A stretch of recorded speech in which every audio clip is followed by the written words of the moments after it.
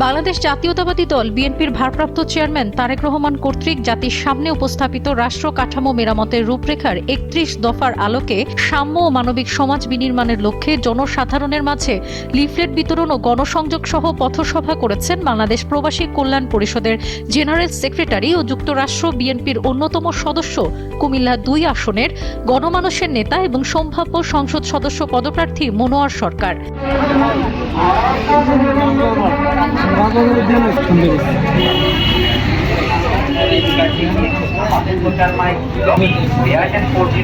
তো ১৭ ফেব্রুয়ারি ২০২৫ সোমবার দিনব্যাপী হোমনা উপজেলার সদর বিভিন্ন ইউনিয়ন, ওয়ার্ড, পাড়া মহল্লায় তার সমর্থিত নেতাকর্মীদের নিয়ে এই লিফলেট বিতরণ করেন।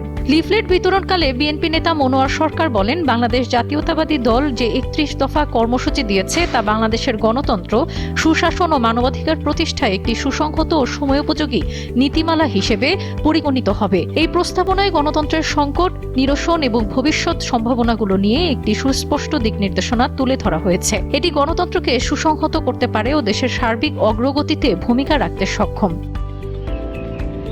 বিএনপির ৩১ দফা সংস্কার প্রস্তাবের মধ্যে উল্লেখযোগ্য হচ্ছে সংবিধান সংস্কার কমিশন গঠন, সম্প্রীতিমূলক রেইনবো নেশন প্রতিষ্ঠা ও জাতীয় সমন্বয় কমিশন গঠন, নির্বাচনকালীন দল নিরপেক্ষ তত্ত্বাবধায়ক সরকার ব্যবস্থার পুনঃপ্রবর্তন, রাষ্ট্রীয় ক্ষমতার ভারসাম্য প্রতিষ্ঠা, প্রধানমন্ত্রীর দায়িত্ব পালনের সময়সীমা নির্ধারণ, সংস্কার প্রস্তাবে আইনসভায় উচ্চকক্ষের প্রবর্তন, সংবিধানের ৭০ অনুচ্ছেদ সংশোধন, নির্বাচন কমিশন ও নির্বাচন ব্যবস্থার সংস্কার এবং সংশ্লিষ্ট আইন ও বিধি সংশোধন প্রভৃতি।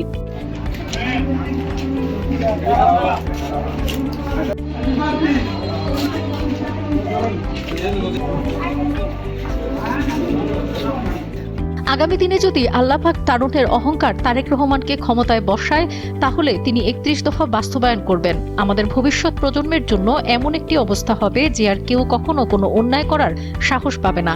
এ সময় দ্রুত সময়ের মধ্যে নির্বাচন দেওয়ার দাবি জানান মনোয়ার সরকার।